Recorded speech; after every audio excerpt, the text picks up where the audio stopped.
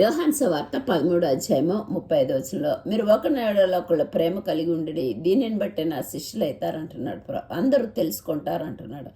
ఎవరు నా వాక్యం అందు నిలిచి ఉంటారో, వాక్యం అంటే మన హృదయంలో ప్రేమ, శాంతి, సమాధానాలు ఉంటాయి. ఇతరులకి ప్రేమను కనపరచగలుగుతాం.